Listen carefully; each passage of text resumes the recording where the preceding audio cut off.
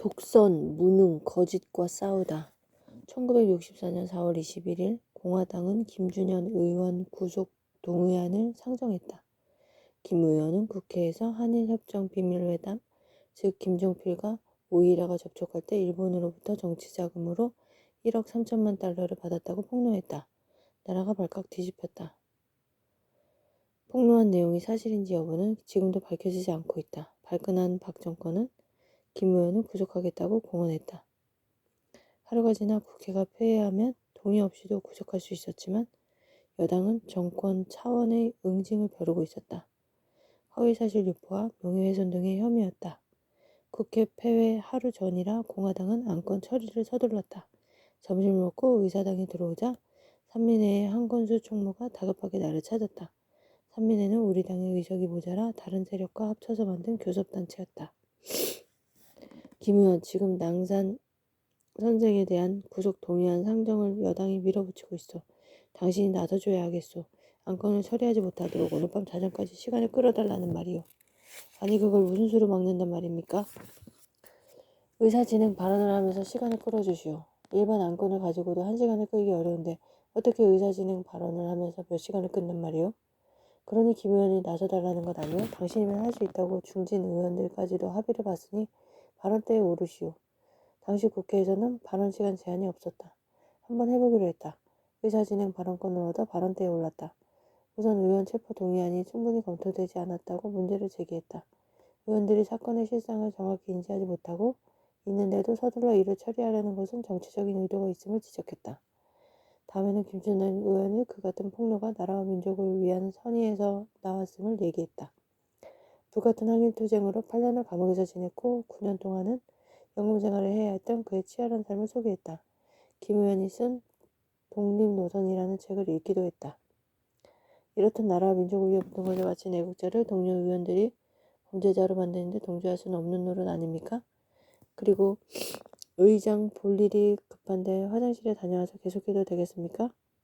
의원들이 폭소를 터뜨렸다. 의장도 웃으면서 다녀오라고 했다. 화장실에 다녀와서 발언을 이어갔다. 의사당에서 내 발언은 동아방송이 생중계하고 있었다. 마이크를 신문지에 싸서 발언대 근처에 몰래 숨겨서 내 발언을 시시각각 국민들에게 전달했던 것이다. 시내 전파상마다에는 사람들이 몰려들어 라디오를 들었다. 나의 발언을 지켜보던 여당 의원들은 김대중이 지금 필리버스터 하고 있으니 대책을 세우자고 수뇌부에 건의했다. 하지만 김용태 공화당 원내 총무는 이를 무시했다. 놔두시오. 해봤자 얼마나 버티겠소. 제풀에 지칠 것이오. 1시간도 못할 테니 놔두시오.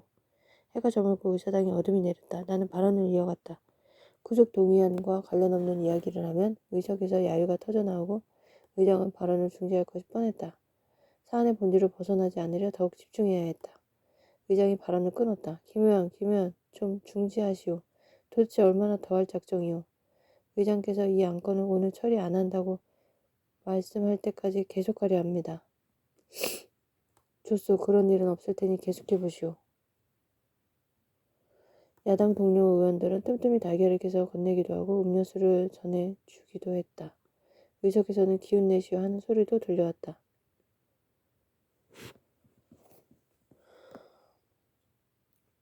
결국 의장이 내 발언을 끊더니 산회를 선포했다. 언론은 발언 시간이 5시간 19분이었다고 보도했다. 훗날 기네스북은 내 발언을 국회 최장 발언 시간으로 기록했다. 기록도 기록이지만 그 속에는 내 나름의 자부심이 들어있다. 충분한 조사와 검토 없이 동료 의원을 범죄자로 만들려는 박 정권의 공작을 저지한 것이다.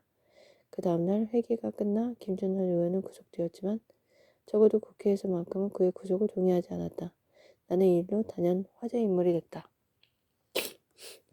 야당 의원들은 영웅 대접을 해주었다. 반대로 박 대통령은 불같이 화를 냈을 것이다. 나는 그중 한국 내외 문제 연구소를 만들었다. 남북 경제 등 국내외 문제에 관한 정책을 개발하고 내 조직도 강화하기 위해서였다. 사무실은 광화문 감리회관 뒤쪽에 마련했다.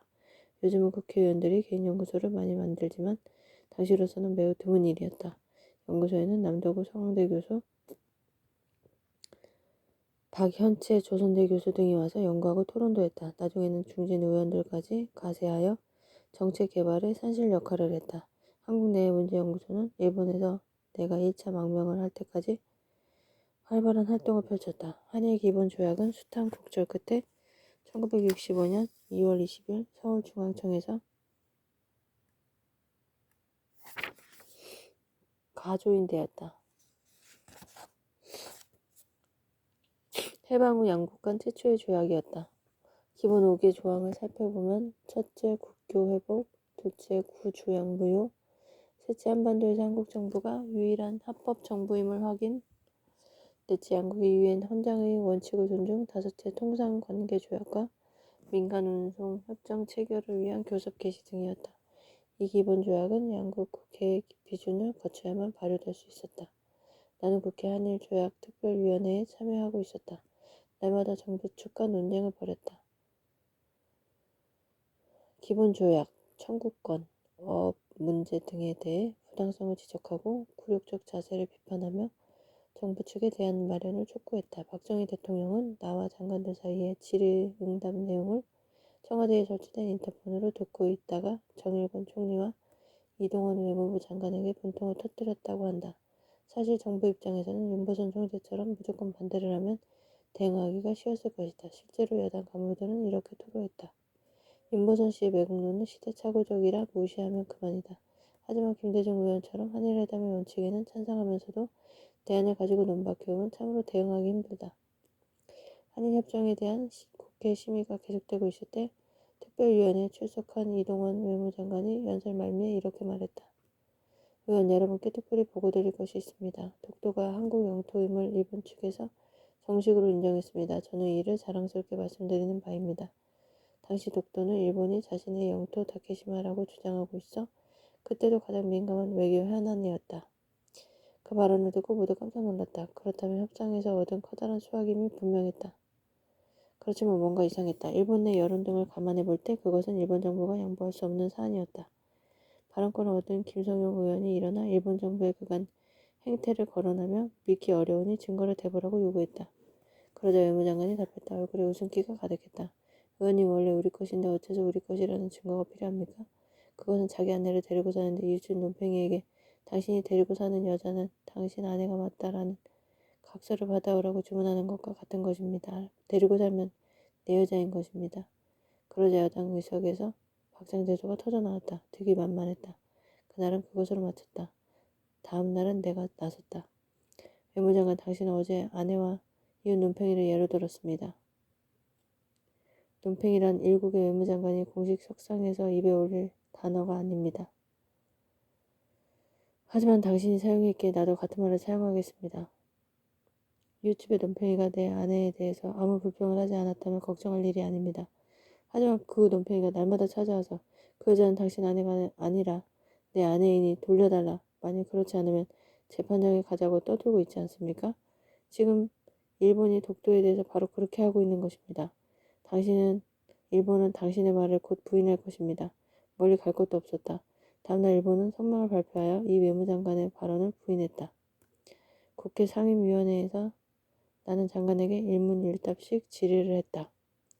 지금도 그런 관행이 남아있지만 당시에는 의원이 장황하게 질문을 읽어내려가면 장관은 실무진이 준비해준 답변 원고를 간단히 읽을 뿐이었다. 형식적 질의응답은 늘 알맹이가 빠진 채 겉돌았다. 하지만 일문일답 형식으로 진행하면 질문하는 쪽도 사안의 핵심을 꿰뚫고 있지 않으면 단번에 허점이 드러나기 마련이다. 답하는 쪽도 마찬가지다. 내 제안으로 상임위에 일문일답식 질의응답이 도입되자 당내는 늘 긴장감이 감돌았다. 하지만 여당의 반대로 이러한 일문일답 제도는 그리 오래가지는 못했다. 나는 국회 발언을 할 때면 철저히 사전 준비를 했다. 여론이 어떤 반응을 보일까에 대해서도 면밀히 검토했다. 내가 발언대에 오르면 휴게실에서 바둑을 두던 의원들도 회의장에 들어오곤 했다. 상임위원회는 물론이요.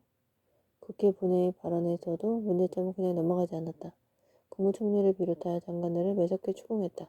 저점에는 강요들을 보고 박 대통령이 이들을 다시 다그쳤다고 한다. 아니 그 많은 장관들이 그 많은 인재들이 어찌 김대중 한 사람을 당해내지 못하는 거요? 한두 번도 아니고 도대체 어찌 된 일이요?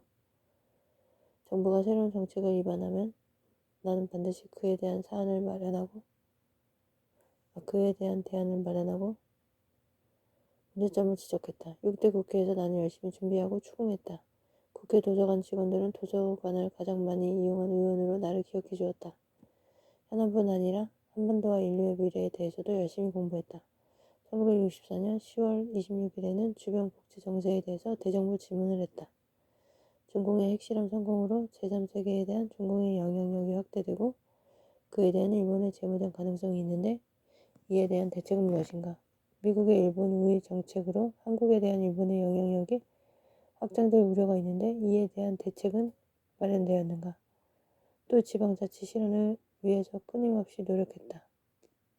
나는 민주주의는 지방자치제가 실시되어야 비로소 완성될 수 있다는 신념을 가지고 있었다. 예결위원회에서 대정부 질문을 할 때면 꼭 지방자치제에 대해서 총리와 내무장관을 상대로 지방자치제 실시 문제를 집요하게 물고 늘어졌다. 정일권 국무총리, 이호 내무부 장관은 몇 번씩 곤혹을 치러야 했다. 나는 1966년 11월 28일 예산안 심의 토론에서 이호 내무부 장관에게 맹공을 퍼부었다. 지방자치는 국회와 더불어 민주주의를 지탱하는 두 개의 대대포라는 것은 두말할 필요도 없을 것입니다.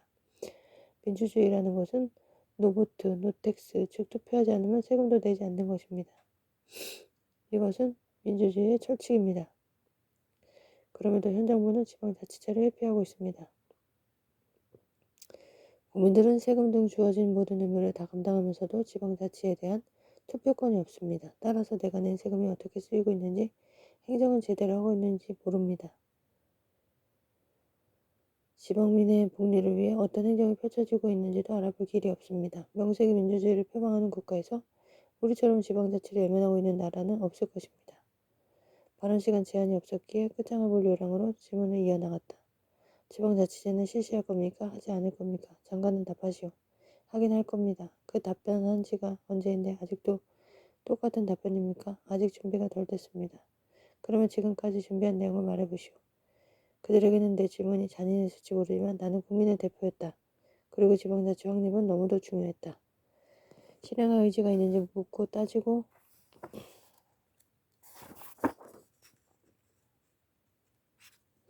캐야 했다. 내 질문에 관련 장관들은 머물쩍 넘어갈 수 없었다.